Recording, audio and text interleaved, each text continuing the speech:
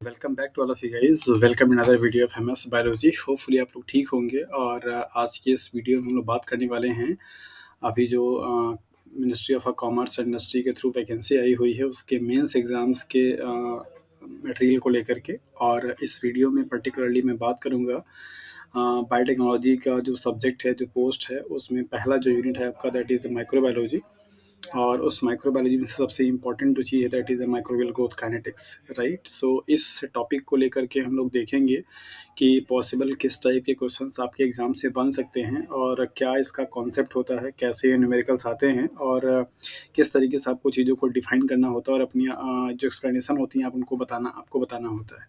Hopefully आप सब लोगों ने अपनी मास्टर्स लेवल पे माइक्रोबियल ग्रोथ काइनेटिक्स के बारे में पढ़ा भी होगा और इसके बारे में आप लोग जानते भी होंगे। और देखेंगे आज के इस सेशन में कि आपको क्या कुछ नया सीखने को मिलता है। और अगर आपने पहले से पढ़ा हुआ तो फिर जो पॉसिबल क्वेश्चंस मैंने यहाँ पे लगाए हैं क्या आप उसको सॉल्व कर पाते हैं कि नहीं। ओके, सो वीडियो स्टार्ट करने से पहले एक चीज़ और, अगर आप CSIR का तैयारी कर रहे हैं और आप अगर टेस्ट सीरीज़ ज्वाइन करना चाहते हैं तो आप MS बायोलॉजी का जो ऐप है उसको आप डाउनलोड कीजिए। वहाँ पर आपको कोर्स मिलेगा और आप अपना जो CSIR की प्रिपरेशन है उसको इम्प्रूव कर सकते हैं बाय डेली प्रैक्टिसिंग, राइट। और एज वेल एज अगर आप राजस्थान असिस्टेंट प्रोफेसर का या MP असिस्टेंट प्रोफेसर का फॉर्म फिल आपने किया हुआ है और आप GS के लिए प्रिपेयर करना चाह रहे हैं तो MS बायोलॉजी की ऐप पे आपको राजस्थान PSC का GS का भी कोर्स अवेलेबल है। और KVS PET के लिए अगर आप करना चाहते हैं तो उसके लिए भी अवेलेबल है, राइट। सो ये एक छोटी सी इन्फॉर्मेशन थी। चलिए तो स्टार्ट करते हैं। फर्स्ट ऑफ ऑल कि माइक्रोबियल ग्रोथ काइनेटिक्स से आप समझते क्या हैं, ये यहाँ पे सवाल आता है। तो जहाँ कहीं पे भी आपको वर्ड काइनेटिक्स जुड़ जाता है उसका मतलब हो जाता है कि आप वहाँ पे कोई चीज़ों का हिसाब किताब रखना शुरू कर देते हैं। जैसे फॉर एग्जांपल आप केमिस्ट्री पढ़कर आ चुके हैं, थर्मोडायनामिक्स या फिर केमिकल काइनेटिक्स, राइट। तो वहाँ पर आप जहाँ कहीं पे भी काइनेटिक्स की बात आती है तो वहाँ पर इसका मतलब होता है कि आपका कुछ मैथमेटिकल कैलकुलेशन होगा। जैसे लाइक स्टार्टिंग से लेकर के जब कोई प्रोसेस फिनिश हो रही है उसमें कितना टाइम ड्यूरेशन लगा या किसी पर्टिकुलर टाइम पे काम करने की रेट कितनी थी, एट्सेट्रा। इस तरीके की चीज़ें यहाँ पर होती हैं।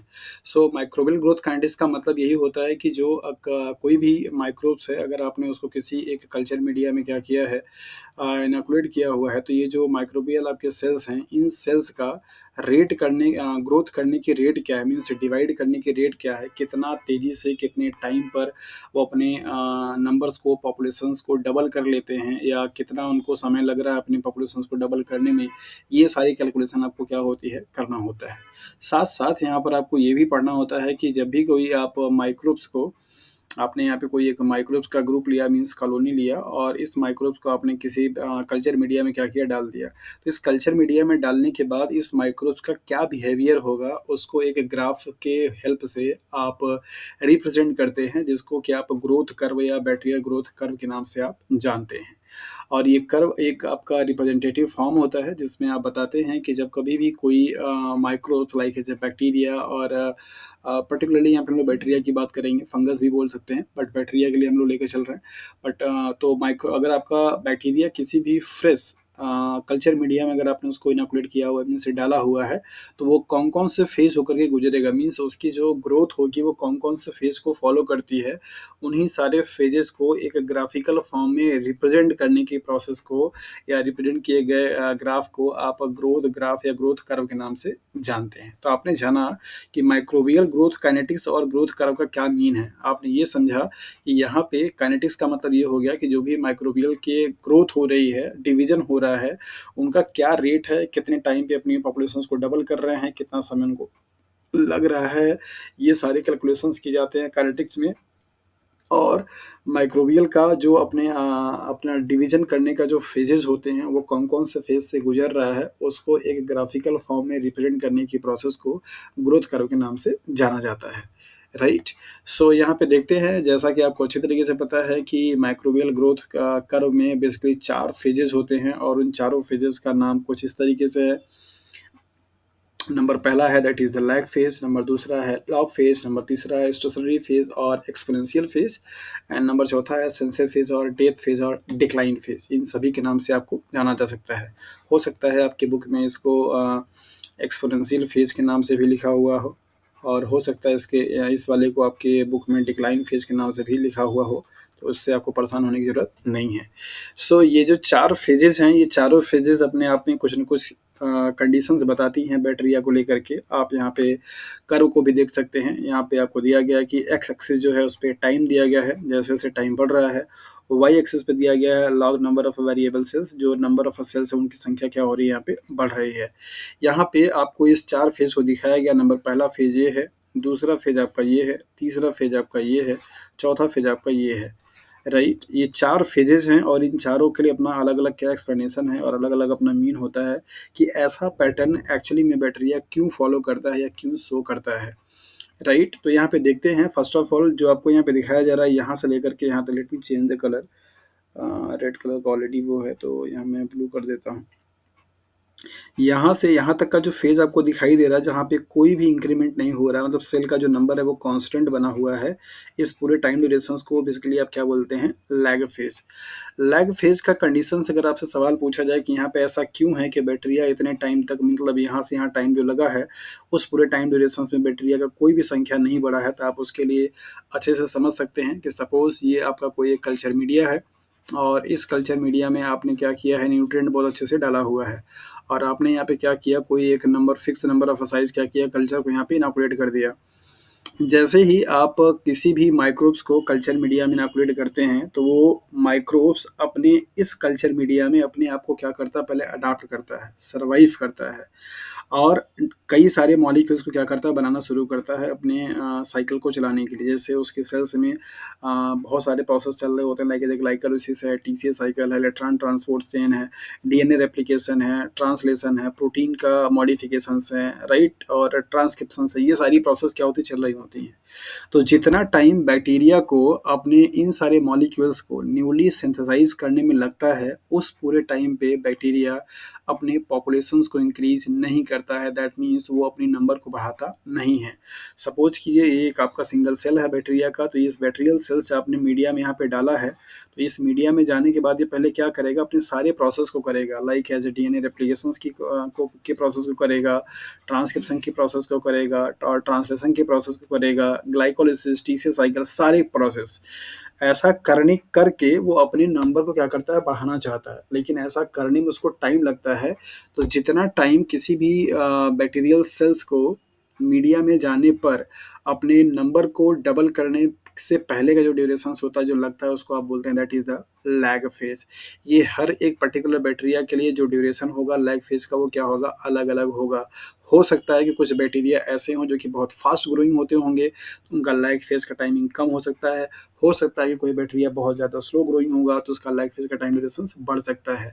सो अगर आपसे कोई पूछेगा कि यहाँ पे इस ग्राफ में ऐसे लीनियर यहाँ पे आपको क्यों दिखाई दे रहा है, क्यों यहाँ पे ऐसे डायरेक्टली ग्राफ ऐसे क्यों नहीं बन गया, यहाँ से जैसे ओरिजिन से शुरू हुआ और यहीं से आपका ऐसे एक्सपोनेंशियल बढ़ना शुरू हो जाए, तो आप उसके लिए रीज़न बता सकते हैं कि जब कभी भी बैक्टीरिया को कल्चर मीडिया में क्या करते हैं, इनोकुलेट करते हैं, तो बैक्टीरिया पहले अपने आप को वहाँ पे अडॉप्ट करता है, सर्वाइव करता है और बाकी सारे मॉलिक्यूल्स एंड केमिकल कंपाउंड को सिंथेसाइज करता है, ताकि वो अब अपनी संख्या को डबल कर सके।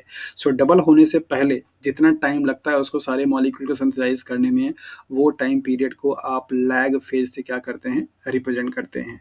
नाउ नेक्स्ट आता है आपका that is the exponential phase और ग्रोथ फेज। अब यहाँ से अगर आप देखें तो बैक्टीरिया पूरी तरीके से सारे मॉलिक्यूल्स को सिंथेसाइज कर चुका है, मींस डीएनए रेप्लिकेशन होकर के डबल हो चुका है, ग्लाइकोलाइसिस होकर के सारे चीज़ें बन चुकी हैं और ट्रांसक्रिप्शन हो चुका है, ट्रांसलेशन हो चुका है, वो सब कुछ हो चुका है। तो अब बैक्टीरिया क्या करेगा, सेल को डिवाइड करेगा। तो ये जो पूरा टाइमिंग आपको यहाँ से यहाँ तक का दिखाई देता है, like as here to here, ये आपका सबसे ज़्यादा एक्टिव फेज़ माना जाता है। यहाँ पे नंबर ऑफ बैक्टीरिया हमेशा क्या होते हैं, डबल होते रहते हैं। 2 से क्या 1 से क्या बनेंगे, 2 बनेंगे, 2 से क्या बनेगा, 4 बनेगा। इस तरीके से इनका क्या होता है, एक्सपोनेंशियल जो होती है वो ग्रोथ होती रहती है। तो फटाफट बैक्टीरियल सेल्स क्या करता है, डिवाइड करता है। चूँकि पहले ही वो अपने सारे मॉलिक्यूल्स को सिंथेसाइज कर चुका है, तो अब उसे सिर्फ़ और सिर्फ डिवीज़न करना होता है। दैट इज़ व्हाई वो अपने नंबर्स को हमेशा डबल कर रहा होता है। और इस फेज़ में, इस पूरे ड्यूरेशंस में बैक्टीरिया की पॉपुलेशन सबसे ज़्यादा क्या होती है, एक्सीड होती है बढ़ती है, दैट इज़ वाई आप उसे ग्रोथ फेज़ और एक्स्पोनेंशियल फेज़ के नाम से भी जानते हैं। इस फेज़ की फीचर्स क्या-क्या होंगे आप बता सकते हैं कि यहाँ पे सबसे ज़्यादा सेल डिवीज़न की रेट होगी, मेटाबॉलिक जो रेट होगा सबसे ज़्यादा होगा, ट्रांसलेशंस, डीएनए रेप्लिकेशंस की रेट सबसे ज़्यादा होगी। ये सारे कारण होते हैं जिसकी वजह से बैक्टीरिया यहाँ पे ऐसे एक्स्पोनेंशियली ग्रोथ करता हुआ दिखाई देता है। मीन्स 1 सेल से पहले क्या बनेगा, 2 सेल्स बनेगा, अब इन दोनों सेल से क्या बनेंगे, फिर 4 सेल्स बनेंगे, इस तरीके से ग्रोथ होती है यहाँ पे, राइट। सो इस वाले फेज की फीचर्स आपने जान लिया कि यहाँ पे डिवीजन बहुत तेज हो रहा है फ्रॉम हियर टू हियर। यहाँ से यहाँ आपको दिखाई दे रहा है कि अब यहाँ पे बैक्टीरिया के ग्रोथ में कोई भी फर्दर ऐसे इंक्रीमेंट नहीं हो रहा है, ये स्टेशनरी हो गया, मीन्स एक तरीके से पैरेलल हो गया, स्ट्रेट हो गया है। सो इसको आप बोलते हैं that is the stationary phase. और स्टेशनरी फेज का मतलब होता है कि यहाँ पे कोई फर्दर नो डिवीजन वाली बात आ रही है यहाँ पे कि कोई सेल अब डिवाइड नहीं कर रहा है। मतलब आप इस तरीके से इसे देख सकते हैं कि यहाँ पे इक्विलिब्रियम हो जाता है कि जितना नंबर ऑफ अ सेल, मतलब number of a cell divide हो रहा होगा, उतने ही नंबर ऑफ सेल क्या हो रहे होंगे, डेथ हो रहे होंगे।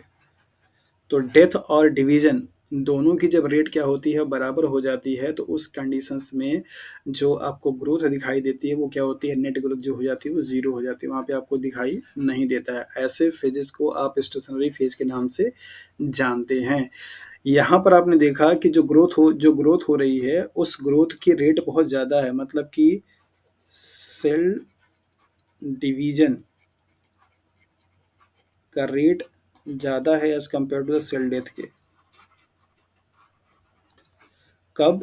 जब बैक्टीरिया आपका कहाँ पे है, लॉग फेज में है। लेकिन जैसे ही बैक्टीरिया आपका स्टेशनरी फेज में आता है, वहाँ पे सेल डिवीजन की जो रेट होती है वो बराबर हो जाती है सेल डेथ के। मतलब अब यहाँ पे सेल डिवीजन करने की रेट क्या हो गई, घट गई।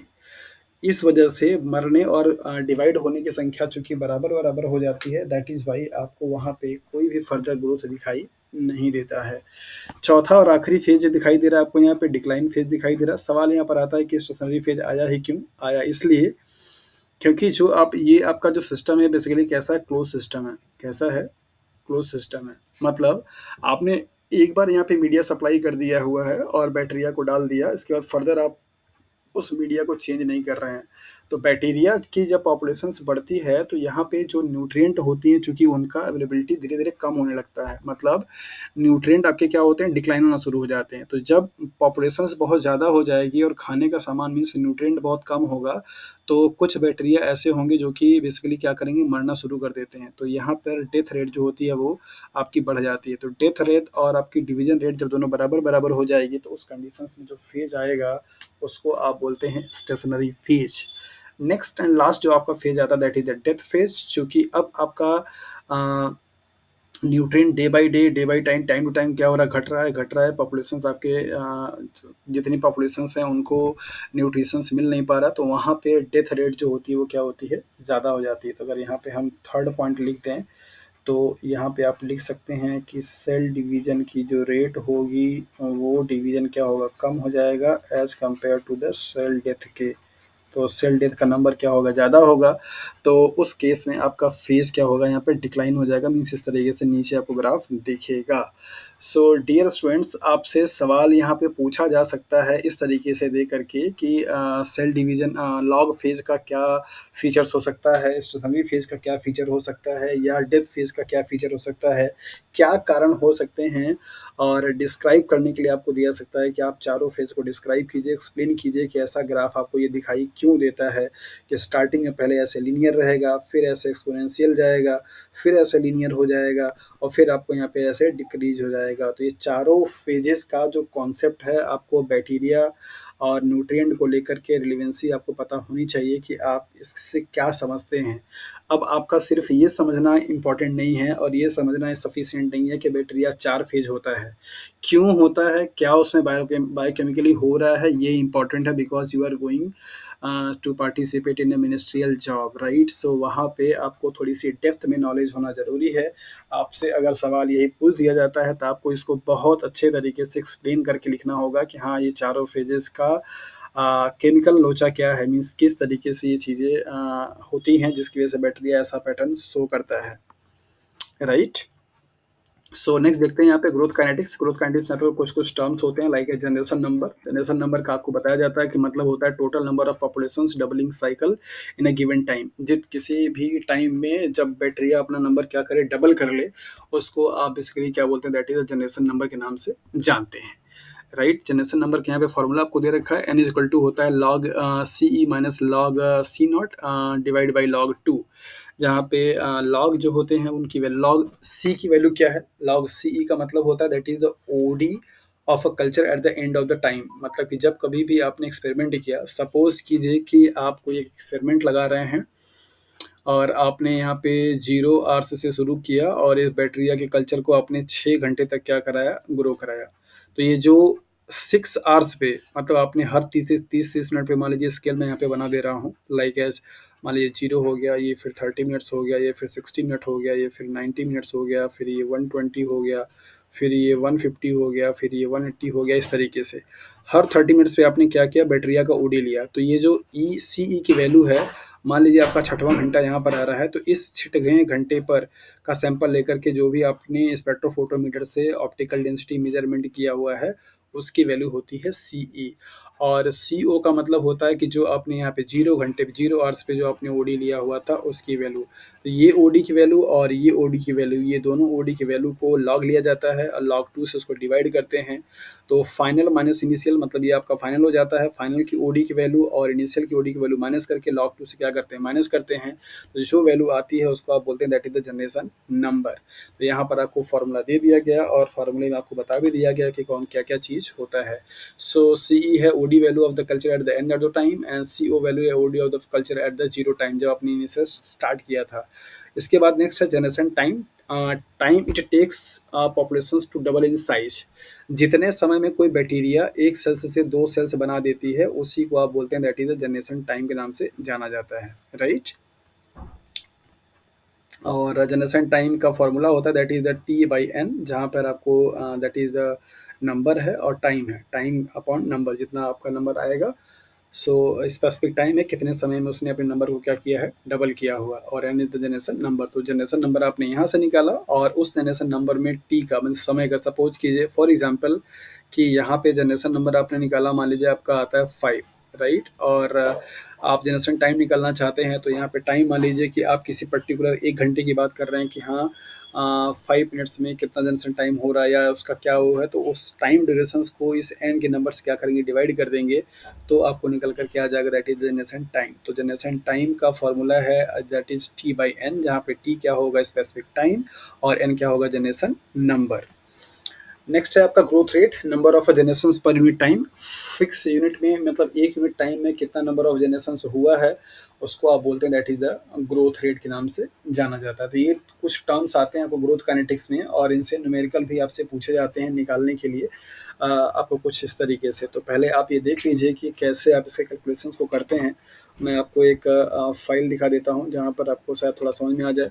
फॉर एग्जांपल अगर आपको ये दिख रहा होगा अच्छे तरीके से, तो मैं आपको यहाँ पे दिखा रहा हूँ कि मान लीजिए यहाँ पे कोई एक बैक्टीरिया है और इस फॉर्मूले में आपको यहाँ पे रखा जा रहा है कि मान लीजिए जो फाइनल ओडी की वैल्यू आई है वो लॉग 0.686786 आई है, और जो लॉग सी की वैल्यू थी वो मान लीजिए लॉग 0 पॉइंट, मतलब इसकी ओडी की वैल्यू है 0.1। ये आप यहाँ पे देखिए। तो ये वाली जो वैल्यू आपको दिखाई दे रही है वो वैल्यू है आपका फाइनल का, ये वाली जो वैल्यू आपको दिखाई दे रही है वैल्यू है किसका, आपका दैट इज द इनिशियल का। राइट। सो इसको यहाँ पे क्या किया गया, लॉग के में कन्वर्ट किया गया, लॉग में कन्वर्ट करने के बाद इसको डिवाइड किया गया, डिवाइड करने के बाद आपका यहाँ पे आया 6.297। ये आपका निकल कर के आया जनरेशन नंबर। इसको साइकिल में रिप्रेजेंट करते हैं। अब जनरेशन नंबर से जनरेशन टाइम अगर आपको निकालना हो, तो जैसे मान लीजिए कि 6 घंटे का पूरा एक्सपेरिमेंट था, तो 6 घंटे मतलब टी बराबर टी जी टी बराबर क्या हो जाएगा, टी बाई एन, जैसा कि आपने वो फॉर्मूला देखा था। तो टी की वैल्यू कितनी है, 6 घंटे का एक्सपेरिमेंट ये चला था तो 6 हो जाएगा, और एन की वैल्यू कितनी है, ये। तो ये इसका निकल कर क्या आएगा, जनरेशन नंबर। इसका मतलब ये हुआ कि इतने मिनट में एक बार वो क्या करता है, अपने साइकिल को डिवाइड कर, मतलब अपने आप को क्या करता है, डुप्लीकेट कर लेता है। तो आवर्स पर जनरेशन के नाम से रखा जाता है।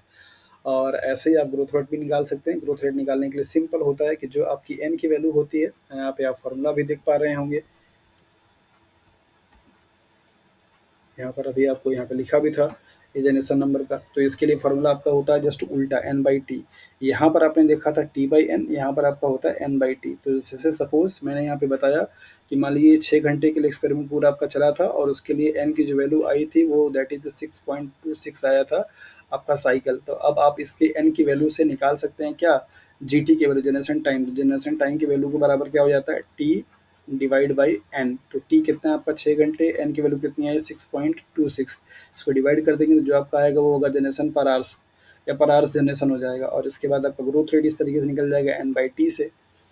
तो इस फॉर्मूले को यूज करके आपको एग्जाम में सवाल ही पूछे जाते हैं। अब देखते हैं कि इन जो टॉपिक्स को मैंने अभी आपको डील किया उससे आप इन सारे क्वेश्चन को कैसे सॉल्व कर पाते हैं। द क्वेश्चंस फॉर यू यहाँ पे दे रखा है, डिफाइन ग्रोथ। ग्रोथ से आप क्या समझते हैं उसको आप डिफाइन कीजिए। Describe the 4 phases of the growth curve in a close system and discuss the causes of each. ये क्वेश्चंस को आप जितने अच्छे से अपने हैंडराइटिंग में, अपनी लैंग्वेज में लिख सकते हैं उसको आप लिखिए। और जो मैंने आपको रीजन यहाँ पे बताए हैं उनको भी आप इनकॉर्पोरेट कीजिए कि क्यों 4 जो फेजेस बैक्टीरिया में बन रहा है उसके पीछे का कारण क्या है। सभी फेज के बारे में आपको यहाँ पे डिस्कस करना है।